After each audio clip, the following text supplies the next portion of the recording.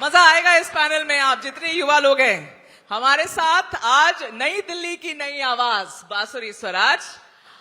मात्र वाह भाई, ताली बजाइए भाई, आप लोग के लिए युवा लेकर आए हैं आप युवाओं के कॉन्क्लेव में।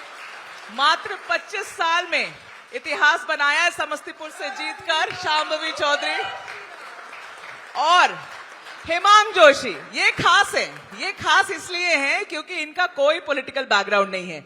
ये इसलिए राजनीति में आए और रादर इस बात के बाद आए जब प्रधानमंत्री ने ये अपील की देश की युवाओं से कि 1 लाख युवा प्लीज आइए राजनीति में, हाथ बटाइए, देश को बदलिए। तो हेमांग जोशी जैसा एक सामने आया, तो बहुत तालियों से स्वागत करिए इन तीनों का। चलिए अब मैं शुरुआत करूंगी आप सबसे एक कॉमन सवाल पूछकर। बांसुरी जी आपसे शुरुआत करेंगे और आप एक के बाद एक आप लोग सब ये सवाल लीजिएगा। मेरा पहला सवाल आप तीनों के लिए, क्योंकि हम यहाँ विकसित भारत, ये जो कॉन्क्लेव है इंडिया 2047 द यूथ कॉन्क्लेव, तो हमारा ओवरराइडिंग थीम 2047 है।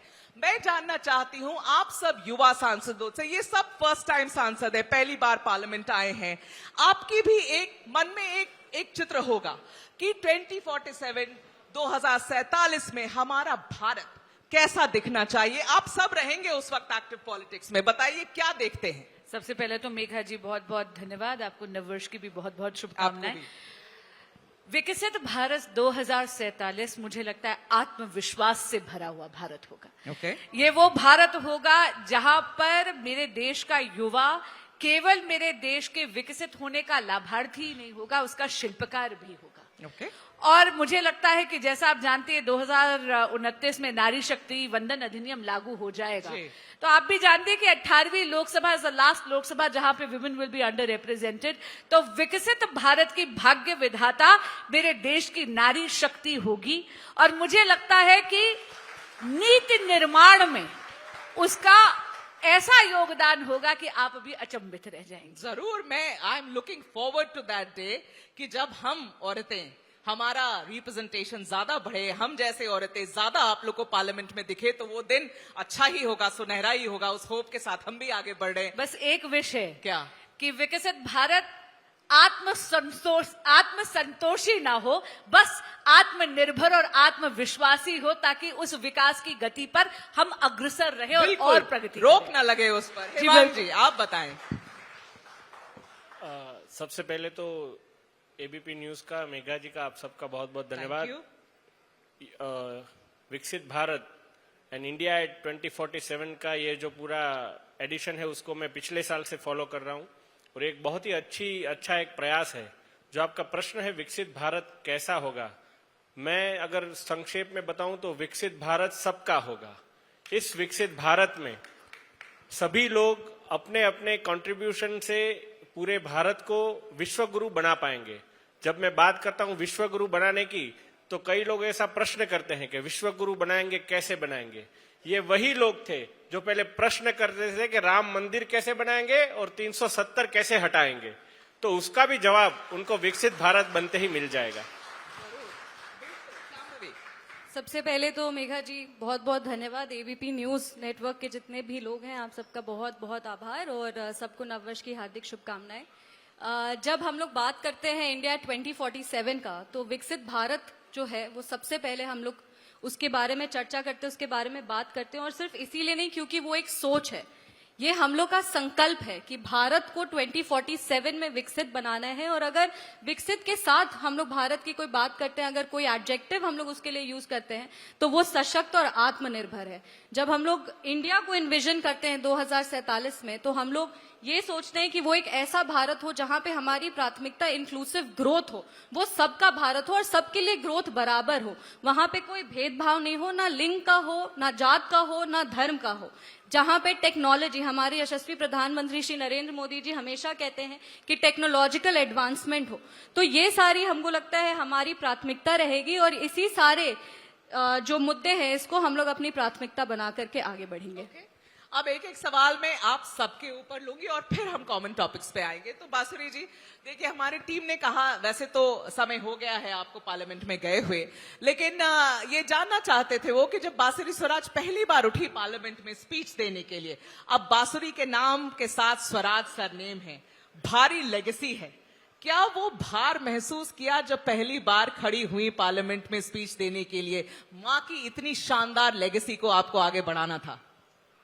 देखिए, मैं आपको सच बताऊं, जीवन में प्रेशर आपके कंधों पर उतना ही पड़ता है जितना प्रेशर आप लेते हैं। तो कितना लिया आपने? जी बिल्कुल नहीं लिया। मैं आपको झूठ नहीं बोलूंगी। It's an honour and a privilege. मैं हमेशा कहती हूँ कि पिछले जन्म में कोई बहुत तपस्या करी होगी जिसका फलस्वरूप श्रीमती सुषमा स्वराज माँ के रूप में मिली, लेकिन दैट्स वेयर इट एंड्स। मुझे जो पहली स्पीच थी वो राष्ट्रपति अभिभाषण में धन्यवाद प्रस्ताव रखने का मौका मिला और पार्टी ने इतना विश्वास दिखाया। मुझे याद है हमारे आदरणीय नेता अनुराग ठाकुर जी ने लीड करा और मुझे दूसरे नंबर पर बोलने का मौका मिला। मुझे लगता है कि मैं ऑफ कोर्स थोड़ी सी नर्वस और थोड़ी एक्साइटेड बस इसलिए थी क्योंकि होता है ना, आपका डेब्यू था, लेकिन माँ के प्रति मुझे लगता है ये आश्वासन था कि वो जहां पर भी हैं वो आशीर्वाद दे रही थी। किसी प्रकार की लेगेसी का प्रेशर मैं वैसे ही नहीं रखती। I'm born here and I have come here to become the best version of Basuri Swaraj. Oh, absolutely. Let's give her a round of applause for that. And she definitely is on that path. Himang जी, आपसे पूछो, बदौड़ा municipal board से और HR professional होते हुए सीधा दिल्ली के गलियारों में पहुंचना कितना मुश्किल था?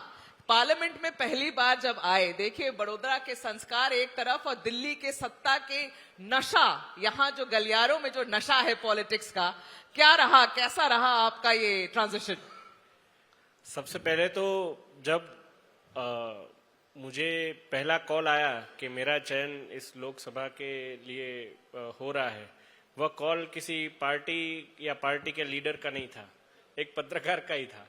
उन्होंने मुझे मेरे फादर का नाम पूछा कि आपका पूरा नाम बताइए। मैंने मेरा पूरा नाम बताया और बोला कि आपका नाम लिस्ट में है। बोला क्या बात कर रहे हैं? बोले आपका बायोडेटा भेजो, अभी हमें चलाना है। मैं बोला बायोडेटा बनाना पड़ेगा क्योंकि मैं कोई दूसरा जॉब भी नहीं ढूंढ रहा था। तो बोले कि नहीं, सच में यार आपने भेजा तो होगा ना। तो मैंने बोला मैंने नहीं भेजा, ना तो मैंने मांगा, ना तो किसी ने मेरा नाम दिया, तो ये कैसे हुआ? तो ये बताइए। वो अभी भी वो यक्ष प्रश्न ही है, मैं भी ढूंढ रहा हूं। पर यह पार्टी का ऑर्गेनाइजेशन कल्चर है, यह पार्टी का एक इकोसिस्टम है कि अगर कोई छोटे से छोटा कार्यकर्ता कहीं पे अपना बेस्ट दे रहा है तो कोई तो है। अगर आपको कोई व्यक्ति भी प्रमोट नहीं करेगा तो पार्टी आपको प्रमोट करेगी, और यही फिलॉसफी से बीजेपी चलती है। और आज हमने देखा हमारे राष्ट्रीय अध्यक्ष भी आदरणीय नितिन नबीन जी का भी आज यहाँ पे पदभार ग्रहण हुआ है और हम सबको इस बात पर गर्व है। आपने बोला कि ये सत्ता का नशा, मैं इसको प्रसाद गिनता हूं। यह एक प्रसाद है, मुझे मिला है, एक सांसद के तौर पे मिला है, एक जिम्मेवारी मिली है। अगर मैं मेरे से छोटे कार्यकर्ता, मेरे विधायक, मेरे पार्षद, मेरे बूथ के लेवल के कार्यकर्ता को भी इतना सम्मान दूंगा तो यह प्रसाद बढ़ेगा, आशीर्वाद बढ़ेगा। अगर इसको मैं नशा लेकर अगर ऐसा सोचूंगा तो धीरे धीरे सब कुछ उतर जाएगा। हिमांग जी, नए नए है ना आप, इसीलिए प्रसाद कह रहे हैं। अभी 10 साल के बाद बात करेंगे कितना नशा है और कितना प्रसाद, मगर आप भी प्रसाद ही रहेगा। ये बीजेपी के कार्यकर्ता का कमिटमेंट है। ठीक है, ओके। बस शांभवी, आपसे पूछना चाहूंगी, देखिए इतिहास तो रचा आपने, 25 साल की कम उम्र में आप पार्लियामेंट पहुंच गई, लेकिन शांभवी आपसे ये पूछना जरूरी है, ये नेपोकिड नहीं, वो वर्ड नहीं यूज कर रही हूं आपके लिए, लेकिन आपकी पॉलिटिकल बैकग्राउंड है, आपके पिताजी वहां एक बड़े कद के नेता हैं, आपके पास पूरी पॉलिटिकल बैकिंग थी। आप मुझे ईमानदारी से बताइए शांभवी, अगर ये नहीं होता तो आप ये कर पाती? देखिए, हम इस फैक्ट से नहीं डिनाई करेंगे कि हम तीसरी पीढ़ी के नेता अपने परिवार से है, और मेरे लिए डेफिनेटली हम हमेशा ये कहते हैं कि एक इजी पैसेज जरूर हो सकता है कम्युनिकेशन करने का, कम्युनिकेट करने का अपने लीडर से, पर ये कोई गारंटी नहीं है जीत की। हम एक इलेक्टेड रिप्रेजेंटेटिव हैं, और जब ये सवाल हमसे पूछा जाता है कि आपका रास्ता आसान था, आप ऐसे ही एमपी बन गई, तो ये उन लाखों लोगों की चेतना को भी क्वेश्चन करता है जिन्होंने हमको अपना नेता चुना। और ये राजनीति एक ऐसा फील्ड है जहां पे हर 5 साल में, ऐसा नहीं है कि अब हम एक एमपी बन गए हैं तो हम ताउम्र एमपी रहेंगे। हर 5 साल में अपने कार्य से हम वापस चुने जाएंगे। अगर जनता को सही लगा तब वो हमको आगे अपना नेता चुनेगी। यही प्रश्न अगर कुछ वर्ष पहले आप हमसे पूछती तो डेफिनेटली आंसर डिफरेंट हो सकता था, पर अब जब आज का पॉलिटिकल लैंडस्केप देखती हैं तो हमारे ऐसे लीडर्स हैं जो बहुत वेलकमिंग है युवाओं के लिए। हम लोग हमेशा कहते हैं, मेरे राष्ट्रीय अध्यक्ष चिराग पासवान जी कहते हैं कि संघर्ष के साए में इतिहास हमारा पलता है, जिस ओर जवानी चलती है उस ओर जमाना चलता है। और राष्ट्रीय अध्यक्ष श्री चिराग पासवान जी एक ऐसे नेता है जिन्होंने ये सुनिश्चित किया कि बिहार से युवाओं की भागीदारी बढ़ी। आप भारतीय जनता पार्टी देख लीजिए, आज उनके राष्ट्रीय अध्यक्ष भी अब आप कह सकते एक ट्रांजिशनल फेज में है, जहां पे एक यंग युवा नेता को भारतीय जनता पार्टी जैसी पार्टी की जो भागदौड़ है वो संभालने को मिली। आप बाकी एलाइज को भी देखिए, अगर आप पार्लियामेंट में देखेंगे अक्रॉस पार्टी लाइंस जो युवाओं की राजनीति में भागीदारी है वो बढ़ती जा रही है। तो ये एक वेलकमिंग चेंज है और आने वाले समय में आई एम वेरी श्योर कि जो युवा जिनका पॉलिटिकल बैकग्राउंड नहीं भी होगा उनके लिए भी उतना ही वेलकमिंग ये लैंडस्केप बनते जा रहा है। अब बांसुरी और हिमांग जरा ये बताइए, आज जो हुआ है, a 45-year-old takes over as the president of Bharatiya Janata party, the biggest political party in the world. आप लोग को भी अब आशा जगी है कि हमारा भी नंबर लगेगा कुछ बड़े पदों के लिए? मेघा जी, पहले जो आपने पहले सवाल पूछा था उसमें जो शांभवी जी अपने बारे में नहीं बोल सकती, मैं एक बात उसमें ऐड करना बताइए आप। मुझे 1.5 साल हो गया है। बैकग्राउंड तो प्रीटी मच सेम है। नहीं, बैकग्राउंड प्रीटी मच की बात नहीं है। आपको देखना चाहिए शांभवी जी कितनी प्रतिभावान है। She is one of not, I am not going to say young speaker, she is one of those formidable speakers जिनके लिए हम कैंटीन से भागते कि शांभवी बोलने वाली हैं भाई, गरजने वाली है संसद में। आप गूढ़ से गूढ़ विषय ले लीजिए। मतलब मुझे लगता है कि एक सांसद के रूप में जो उनकी परफॉर्मेंस रही है हाउस में, चाहे वो 0R हो, चाहे वो प्रश्नकाल हो, चाहे किसी भी डिबेट में, she is one of the most formidable speakers on the house. अच्छा, दूसरी तरफ हिमांग भाई को तो बधाई दीजिए भाई, ये तो हमारे युवा मोर्चा के अध्यक्ष बन गए, प्रदेश अध्यक्ष बने हैं गुजरात के। बिल्कुल, अभी बने हैं तो इसकी बधाई इनको। और इतने यंग एज में नेतृत्व, इनको इतना बड़ा दायित्व दे रहे हैं। यहां तक कि आपको याद होगा ऑपरेशन सिंदूर के जो जत्थे गए थे उसमें मेरे छोटे भाई हिमांग जो थे वो उसमें भी एक सदस्य बन के गए थे और विदेश में भी जाकर भारत का इन्होंने परचम ऊंचा करा था। तो यहाँ जो म्यूचुअल एडमिरेशन क्लब चल रहा है इसको थोड़ा मैं तोड़ूंगी अभी। आप कोशिश अब करिए। जरा मैं तोड़ूंगी इसको। अब हिमांग भाई जरा ईमानदारी से आप बताएं। पर आपने जो प्रश्न मुझसे पूछा उसका तो जवाब ले लीजिए। दीजिए, चलिए आप जवाब दीजिए। देखिए, मैं आज धन्यवाद करती हूं शीर्ष नेतृत्व का। आज उन्होंने विश्व के सबसे लोकप्रिय, सबसे बड़े राजनीतिक दल के एक नए अध्याय की शुरुआत करी है। माननीय नितिन नबीन जी युवा ही नहीं, बहुत ज्यादा अनुभवी है और मैं जानती हूं कि उनकी सरलता, उनकी सहजता और उनके अनुभव के आगे वो हमारे दल में यानी भारतीय जनता पार्टी में कर्म प्रधान राजनीति के ध्वजवाहक बनेंगे। क्या बात है, नितिन नवीन जी के लिए क्या अमेजिंग वर्ड्स है, एकदम ग्लोइंग प्रेजेस आए हैं अब बांसुरी स्वराज। या वी आर ऑल इनफैक्ट ये देखिए, this came as a surprise, ये हम सब के लिए बहुत बड़ा सरप्राइज था। नितिन नवीन जी को आप सीधा स्टेट से लाकर इतने बड़े पद पे बिठा रहे हैं, कोई तो बात होगी, काबिलियत आपने देखी तो जरूर होगी ना। ऐसे तो प्रधानमंत्री जी और अमित शाह जी इस तरीके के फैसले तो नहीं करते हैं कि पार्टी और संगठन का काम ऐसे ही किसी को दे दे, तो कुछ तो जरूर देखा होगा उनमें।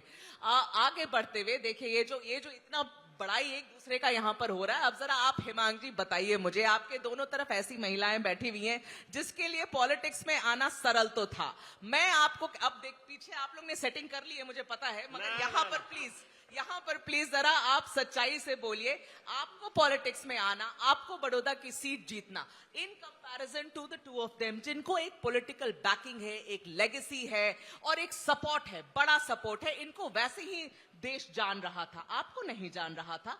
आप उठकर आए हैं कहीं गुमनामी से। आप बताइए आपका रास्ता इनके कंपैरिजन में कितना मुश्किल था? देखिए, मैं मानता हूं कि हर एक कॉन्स्टिट्यूंसी, ना सिर्फ बांसुरी जी या शांभवी जी, पर हर एक कॉन्स्टिट्यूंसी के सांसद का खुद का अपना सफर होता है और उस कार्यकर्ता से सांसद बनने का भी खुद का अपना सफर होता है। आपको लग रहा है कि लाइमलाइट में थे इसलिए उनके लिए इजी था। मैं बताऊं, बीजेपी में तो लोग भगवान को प्रार्थना करते हैं, दूसरी पार्टी वाले भगवान को ऐसी प्रार्थना करते हैं कि अगर किसी टिकट के लिए मेरा नाम चल रहा है तो वो मीडिया में आ जाए। बीजेपी के लोग तो ऐसी प्रार्थना करते हैं कि एबीपी वाले हमारा नाम ही ना ले तो हम आ जाएंगे। तो कई बार लाइमलाइट में रहने से भी अच्छा है ये। हाँ, तो लाइमलाइट आपके में बड़े लीडर्स फोन कर करके बोलते हमारा नाम मत चलाना प्लीज, नहीं तो कट जाएगा। ये है आपकी पार्टी। तो इसलिए मैं बोल रहा हूं कि लाइमलाइट में हो, आप फेमस हो, आप प्रोमिनेंट हो, ये इनफ नहीं है। पार्टी पूरा जो 360 डिग्री फीडबैक लेती है, उसमें आपको हर एक परीक्षा से आपको चकासती है, उसके बाद आपको कोई मौका देती है। तो मैं कोई भी 1% भी इन दोनों के भी कुछ कंट्रीब्यूशन या उनकी मेहनत को आई कैन नॉट डिमीन, या मेरी मेहनत को मैं ज्यादा ग्लोरीफाई करूं। हम सबका एक सफर है, सबकी कॉन्स्टिट्यूएंसी का अपना एक फैब्रिक है और सब उसमें अपनी मेहनत से लगे हैं। हाँ ठीक है, किसी को क्या मुझे आप ये यहाँ मानते पे हैं कि आपका सफर थोड़ा ज्यादा मुश्किल था, तो तरफदारी कर दे रहे हैं उन दोनों को, नहीं, बचा रहे हैं आप? ऐसी बात नहीं है मैडम। मैं आपको बोलता हूँ कि कई बार आप ऐसा बोल रहे हैं कि वो पॉलिटिकल फैमिली से आ रहे हैं तो उनके पास वो पॉलिटिकल गुडविल था, पर कई बार पॉलिटिकल फैमिली से होते हुए पॉलिटिकल बैगेज भी होता है, तो उसका क्या वो भी उन लोगों ने ही सहन किया होगा। तो ऐसा वो टिपिकल स्टीरियोटाइप से दूर होकर आगे बढ़ना, यही तो इंडिया 2047 है। आप नहीं मानते कि ये डिसएडवांटेज था आपके लिए? नहीं मानते नहीं हैं। मानते। ओके, ठीक है। अब ये एक कॉमन सवाल आप सबके लिए, something that I have been noticing for a while. जैसे शांभवी ने अभी कहा कि युवा आ रहे हैं पॉलिटिक्स में। अगर हम आंकड़े देखें तो उतने युवा नहीं आ रहे हैं पॉलिटिक्स में जितना हमारी देश की पॉपुलेशन जैसी है। इन प्रपोर्शन टू दैट जितना आना चाहिए, वैसे युवा की बहुत इंटरेस्ट हमारे पॉलिटिकल सेटअप के साथ अब नहीं दिखती है। आज की जनरेशन आपसे काफी डिस्कनेक्टेड है। शायद उसकी वजह यह है कि इतना एक्सपोजर है टू इंफॉर्मेशन, वो हर किसी के बारे में हर चीज जानते हैं। क्यों दूर हो रहे हैं पॉलिटिक्स से, ये एक वरिंग फैक्टर है। और इसी की वजह है कि प्रधानमंत्री जी बार बार आह्वान करते हैं कि भाई युवा आइए, पॉलिटिक्स से जुड़िए, आपकी जरूरत है, देश को आगे ले जाने की आपकी जरूरत है। ये थोड़ा सा डिस्टर्बिंग ट्रेंड है जो हम लोगों ने देखा है। आजकल छोटे छोटे 3-3 लाइन में न्यूज पढ़ लेते हैं, आप लोग के बारे में ज्यादा जानने में रुचि नहीं रखते हैं ये लोग। तो ये क्यों हो रहा है, आप लोग को क्यों लगता है? आप सब युवा सांसद हैं, why do you think this disconnect is happening with the youth? Shambhavi, go. If you ask me honestly, I don't think the youth is particularly disconnected from politics. But I think political representation different होता है। Disinterested मानेंगी? Disinterested disinterested, the state that I come from, Bihar, वहां पे तो युवाओं का बहुत ज्यादा ही इंटरेस्ट है इन पॉलिटिक्स। यूनिक है भाई, बिहार यूनिक है। बिहार की तो कंपैरिजन ना ही करें हम लोग। And coming to your question, political representation अलग होता है और पॉलिटिकल पार्टिसिपेशन अलग चीज होती है। रिप्रेजेंटेशन डेफिनेटली कम हो सकता है because nature of the job भी बहुत डिफरेंट है। It's not a particular 9 to 5 job जो लोग करना, कोई सोशल सिक्योरिटी बहुत वहां पे कम है। Specially women in politics, young women in politics आप देखो तो कभी कभी वो फैमिली लेवल से भी डिस्करेज हो जाते हैं कि अरे ये पब्लिक प्रोफेशन है, इसमें क्यों जाना, we can have a more comfortable job. तो पॉलिटिकल रिप्रेजेंटेशन का बहुत सारा फैक्टर्स हो सकता है पॉलिटिकल रिप्रेजेंटेशन कम होने का। बट अगर पॉलिटिकल पार्टिसिपेशन की बात करें तो आई थिंक पॉलिटिकल पार्टिसिपेशन युवाओं का अच्छा है। बहुत सारे ऐसे संगठन हैं जिनका युवा मोर्चा और युवा उसमें बहुत एक्टिव रहते हैं, अपने बात को बहुत मजबूती से रखते हैं। युवाओं की भागीदारी एक यूनिवर्सिटी स्कूल लेवल पे भी होती है, कॉलेज लेवल पे भी होती है और उसमें आपको बहुत ज्यादा उनका इन्वॉल्वमेंट दिखता है। सोशल मीडिया पे अपनी बातों को प्रखरता से रखने में युवा बिल्कुल हिचकिचाते नहीं है। I think social media now has become a big platform जहां पे पॉलिटिकल डिस्कशंस होते हैं and in fact as a representative हम भी सोशल मीडिया को यूज करते हैं अपनी बातों को आगे रखने के लिए और युवाओं की बातों को समझने के लिए। तो आई डोंट थिंक कि there is a disconnect, but हाँ डिसइंटरेस्ट इन सम पार्ट्स हो सकता है। But coming back to Bihar, मेरे को लगता है कि युवा बहुत इन्वॉल्व है इस बार। अगर एक अभी जस्ट बिहार विधानसभा हुआ और हम लोग सब ने देखा कि वोटर टर्नआउट रिकॉर्ड ब्रेकिंग था और ये इसीलिए संभव हो पाया क्योंकि युवाओं ने अपने मतदान के अधिकार का सदुपयोग करते हुए अपनी सरकार को चुना। तो आप तो यूनिक स्टेट भी हैं और यूनिक पार्टी भी है जहां युवा आपके प्रेसिडेंट हैं। बिल्कुल, तो हमारे राष्ट्र ये सवाल लागू हो नहीं रहा था, बट स्टिल सबसे पहले पार्टी जिसने युवाओं की भागीदारी को 40% तक लेकर के गए वो लोक जनशक्ति पार्टी है। 5 में से हमारे 3 सांसद युवा हैं और वो युवाओं की भागीदारी को और बेहतर कर रहे हैं बिहार में, उनकी आवाज बन रही है। युवा नेतृत्व तो हमारी पार्टी में भी है, हमारे भी प्रदेश अभी हमारे हुआ, राज्य- आज हुआ है। देखिए अब आज हुआ आज है। ही का नहीं उठा लीजिए नहीं, आप, नहीं, पर देखिए अब ऐसा है। पुराने मैं आपके आपसे- सारे पर इस पर जाए। मैं एक्चुअली आपकी बात से सहमत नहीं हूँ। आप मेरी बात से सहमत नहीं, मैं आपकी बात से सहमत नहीं हूँ, क्योंकि मैं नई दिल्ली संसदीय क्षेत्र से आती हूँ, जहाँ पे 50% से ज्यादा जो मेरा देवतुल्य मतदाता है वो युवा है। ओके। और मैं आपको ये कहना चाहूंगी कि हाल ही में आपको याद होगा बीबीसी ने एक बड़ा विचित्र सा आर्टिकल लिखा था भारत की जेनजी के बारे में, और कहीं ना कहीं प्रवोक करने की कोशिश करी थी कि भारत का जेनजी उठ क्यों नहीं रहा, जैसे कि आपने हमारे पड़ोसी मुल्कों में देखा अनरेस्ट, जी, जी। उस प्रकार की एक डिससैटिस्फैक्शन जो है भारत के जेनजी में क्यों नहीं है। वो इसलिए क्योंकि भारत का जेनजी विजनरी है, भारत का जेनजी विकसित भारत के संकल्प को सिद्धि तक ले जाने में अपने योगदान में मसरूफ है। और कहीं ना कहीं देखिए, जब आप 11वें नंबर की इकोनॉमी से बढ़कर वैश्विक पटल पे चौथी इकोनॉमी बन जाते हैं, जब आप विश्व में 3rd लार्जेस्ट इकोसिस्टम बन जाते हैं स्टार्टअप की दुनिया का, स्वाभाविक सी बात है कि बाकी विश्व के जो देश हैं आपसे ईर्ष्या करेंगे और कहीं ना कहीं हमारे देश में किसी प्रकार की एक प्रोवोकेशन वो करने का प्रयास करेंगे। लेकिन मैं कहूंगी कि भारत का जो युवा है, खास करके हमारे मिलेनियल्स और जेन जी, बहुत ही ज्यादा कॉन्शियंशियस है, बहुत अवेयर है। और इसका बहुत साधारण सा मैं आपको उदाहरण देती हूँ। हाल ही में विकसित भारत यंग लीडर्स डायलॉग हुआ, आपने देखा भारत मंडपम में 3000 से ज्यादा युवाओं ने आकर सीधा देश के नेतृत्व से डायलॉग कर कर अपने सुझाव दिए। जब बॉम्बे में मुंबई में हुई थी एआई हैकाथॉन हुआ, तो मेरे देश के 10,000 से ज्यादा युवाओं ने आकर टेक्नोलॉजी को लेवरेज करके एआई का प्रयोग करके हमारी नॉर्मल प्रॉब्लम्स के सॉल्यूशन देने का प्रयोग करा। माय भारत जो युवा पोर्टल है, एग्जैक्टली ऐप है, उसमें 2 करोड़ से ज्यादा मेरे देश के युवा ने रजिस्टर करा। इसका मतलब इंटरेस्ट है, बस वो थोड़ा सा परिपक्व होने की शायद वेट कर रहा है। विजिबल नहीं, विजिबल है, बहुत ज्यादा विजिबल है। आप किसी स्कूल कॉलेज में चले जाइए, जिस प्रकार के सवाल नेतृत्व से या जनप्रतिनिधि से आज का युवा पूछता है, आप बिना तैयारी के नहीं जा सकते। And you are as good और एज बैड, जैसे वकालत में कहते हैं, यू आर एज गुड और as bad as your last case. Similarly with the youth, you are as good और as bad as your last interaction with them. पर मुझे लग रहा है क्योंकि 25 में आप चुनाव लड़ते हैं, शायद वो केवल परिपक्व होने की वेट कर रहा है। आपको ये आंकड़े भी बदलते हुए दिखेंगे। बताइए हेमंत। जो हमारे दोनों कलीग्स ने जो बात की, उससे मैं थोड़ा ऐड करना चाहूंगा कि आपने बोला कि यह बीजेपी तो सिर्फ आज के दिन से ही बोल सकती है क्योंकि युवाओं का प्रतिनिधित्व, पर मैं आपको संगठन पर्व की पूरी संरचना के बारे में बताऊं तो आदरणीय प्रधानमंत्री मोदी जी के संकल्पना से हमारे मंडल अध्यक्ष भी 45 एज से कम है पूरे देश के अंदर। मतलब उससे ऑटोमेटिक युवा की भागीदारी सुनिश्चित होती है। पहले मंडल अध्यक्ष 70 वर्ष के भी होते थे। इस बार के संगठन पर्व में आप कोई भी स्टेट को ले लेंगे, सभी स्टेट से 45 से कम के हमारे मंडल अध्यक्ष हैं। सभी जो इलेक्शन के जो क्राइटेरिया आता है उसमें कहीं ना कहीं एज को महत्व दिया जाता है। और मैं युवा मोर्चा के अध्यक्ष के तौर पर बताता हूं कि आने वाले मोर्चे में, हमारे युवा मोर्चे में 50% से ज्यादा भागीदारी जेन जी की भी होने वाली है।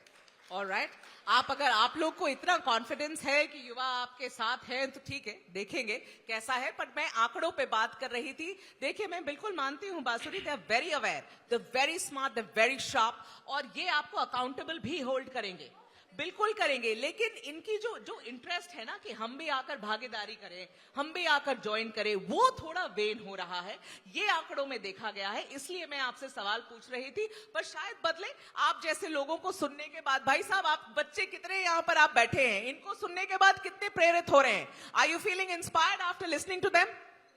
बताएं, किसी को मन है कि पॉलिटिक्स ज्वाइन कर ले इनको सुनने के बाद? नहीं ना, वही तो मैं पूछ रही हूं। हाथ खड़े करिए, कितने लोग पॉलिटिक्स ज्वाइन करना चाहते हैं?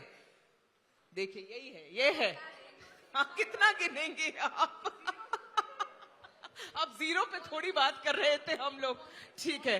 बट ठीक है, मुझे देखिए समय का बहुत अभाव है, लेकिन मैं फाइनली एक लास्ट सवाल आप सबसे करना चाह रही थी। एक और ट्रेंड जो देखा गया है पिछले कुछ इलेक्शंस में, चाहे वो महाराष्ट्र का इलेक्शन हो, मध्य प्रदेश का इलेक्शन हो, बिहार का इलेक्शन हो। बिहार का इलेक्शन में 10,000 रुपए, महाराष्ट्र के इलेक्शन में 2100 रुपए, अलग अलग आपकी पार्टी की देन, आम आदमी पार्टी की शुरुआत। ये जो हो रहा है ना फ्रीबी वाला कल्चर, आप ही लोग हैं, you are the future of your parties. आप लोग को ये आगे ले जाना पड़ेगा। क्या आप लोग एकदम सच्चाई से बताइए, बांसुरी जी, हेमांग जी, श्याम भाई, आपको लगता है कि ये सस्टेनेबल तरीका है पॉलिटिक्स करने का? पैसे पकड़ाओ, वोट लो। आप लोग पॉलिटिक्स में हैं, आप ही आगे ये ले जाएंगे सारी चीजें, बताइए। सबसे पहले तो आपने यह जो बात बताई उसमें एक ही बात मैं कहना चाहूंगा कि कहीं पे भी कोई ट्रेंड जो पहले से चला आ रहा है उस ट्रेंड को और वहां के सेंटिमेंट को एड्रेस करना वो कोई भी गवर्नमेंट या पॉलिटिकल पार्टी का रिस्पॉन्सिबिलिटी रहता है।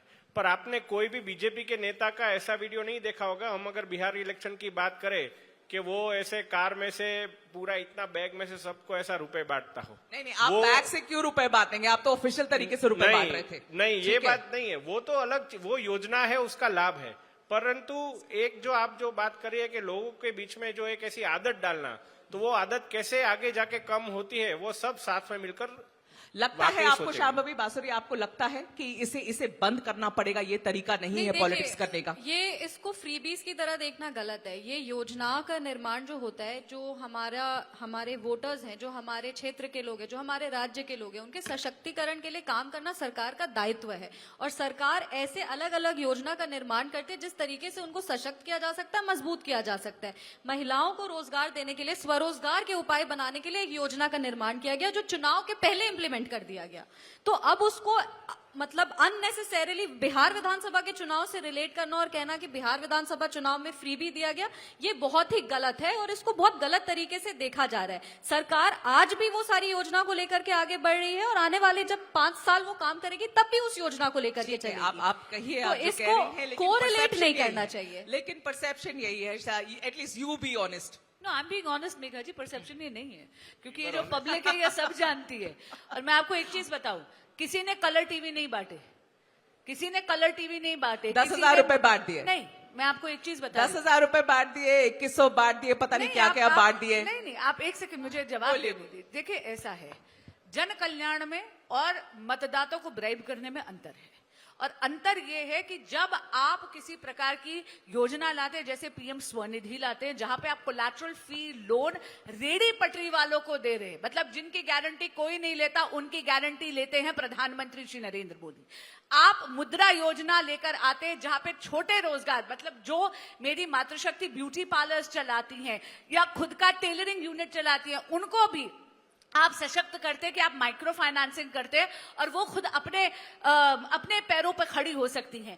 इसमें जब आप आर्थिक मदद कर रहे हैं और लोन के माध्यम से कर रहे हैं, वो ब्राइबरी बिल्कुल भी नहीं है। रही बात फ्रीबीज की, तो जिस प्रकार का ट्रेंड आप बोल रही हैं, ये बात already supreme court of India के संज्ञान में है और देखते हैं कि न्यायपालिका का इस पे क्या रुख रहता है। आप लोग देखिए, अब आप एक पार्टी से, आप दोनों एक पार्टी से, शांभवी भी अलायंस में है, तो कहीं आप लोग डिफरेंसेस होने का तो सवाल ही पैदा नहीं था। पैनल ही हमारा ऐसा था, मैं ही डिसएडवांटेज में हूं, लेकिन हाँ, आगे चल के देखेंगे कि फ्रीबीज कैसे आप सस्टेन करते हैं। अच्छी विपक्ष की भूमिका निभाई। डोंट अब क्या आप लोग के साथ और क्या करती मैं, है ना? हम तीनों भागे चले आए आपके एक आवाहन पर। स्टेज के पीछे जाके कहां डिसएडवांटेज और मेरे पूरे पैनल को यू कर दिया। But thank you so much आने के लिए और समय निकालने के लिए। Thank you so much.